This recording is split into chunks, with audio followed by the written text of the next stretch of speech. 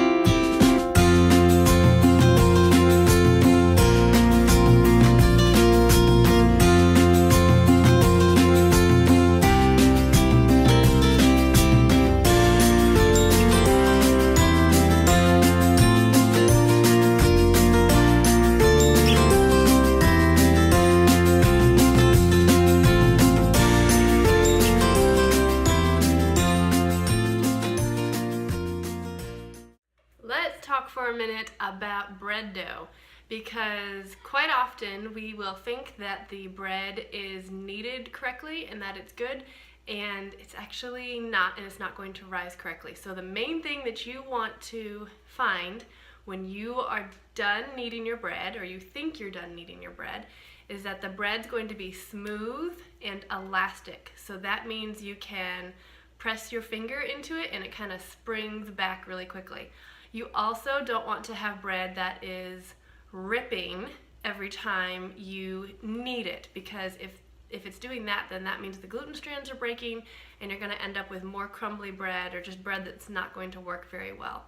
So if it's still ripping, then knead it a little bit, just give it some love, let the gluten strands kind of work together and become more elastic. If you feel like it's not springy enough or it just feels like a hard lump of dough, you can try adding a little bit more yeast with a little bit of water so that the yeast can react with the water. And you will have to counteract any of the extra liquid that you add with some extra flour. So just play around with it. It's okay if you have to add more liquid and then add more flour and then add a little bit more liquid. I do this all of the time. But the important thing is to make sure you have a smooth, elastic dough at the end. It's not going to be as springy as white flour. This is whole grain we're talking about, so it's just a heartier, heftier flour. Be patient with yourself because yeast bread is not an easy task, and it can be simple as you practice, but it's okay if it doesn't turn out perfect the first time. I still screw up loaves sometimes, and you know what? They make great toast.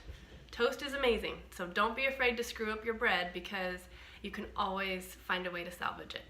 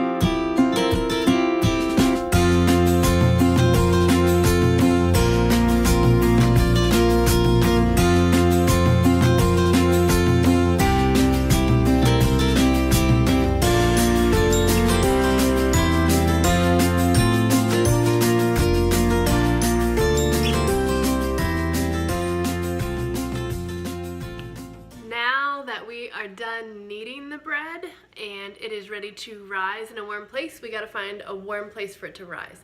In the summertime, usually I just pop it into my patio because that totally works with the sun shining on it. In the wintertime, I will put it either on top of the fridge where it's a little bit warmer than if it's just sitting on the counter, or I will put it in the oven with the light bulb on and the actual oven off.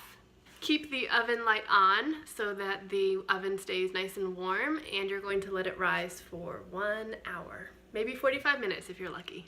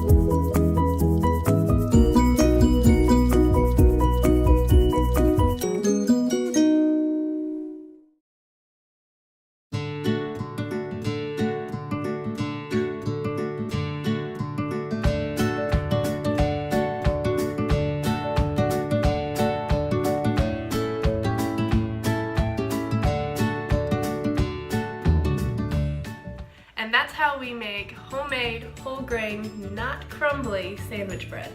Be sure to check out the full recipe in the link below, and if you found this video helpful, make sure you like and subscribe.